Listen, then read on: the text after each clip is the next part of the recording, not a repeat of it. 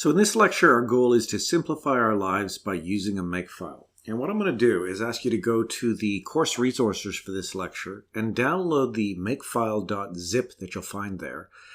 Extract it and put it right in your project folder, right here like I have. And let's have a look at it. So this is a very simple Makefile. Everything you see that has a colon after it, like up on line 6 and up build on line 12 and down and build broker and so forth, these are commands we'll execute by typing make up. And as you can see up here, make up will start all our Docker containers in the background without forcing a build. Make up build will stop Docker Compose if it's running, build all the projects and start Docker Compose. And down will stop Docker. Build broker will build a Linux version of our broker microservice because we're running it in Docker in a Linux image. Build the front end will build the front end. Start and stop starts and stops the front end as you would expect. So let's open our terminal and give this a try with no other changes. So new terminal. And I'll open it in the project folder because that's where I need to be. That's where the Makefile is. And I'll type make up _ build. So this builds a Linux executable, and then it stops Docker if it's running. And then it builds and starts our Docker images. Now this is going to take a little while because it actually builds the executable twice, once in our Docker file and once in the Makefile.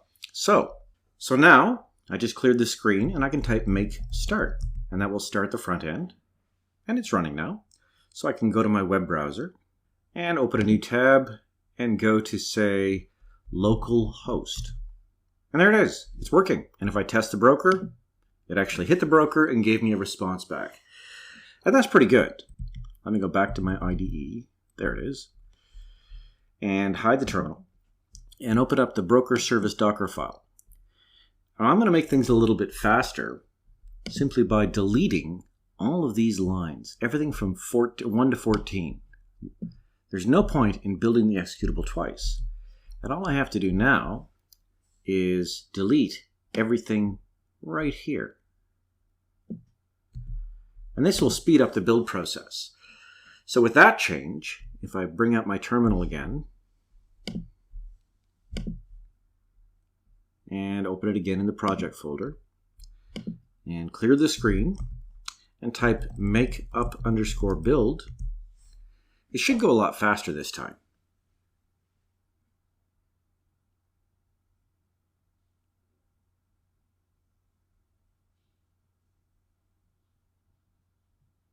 And there it is. And that will make things a little bit speedier for us as we go along.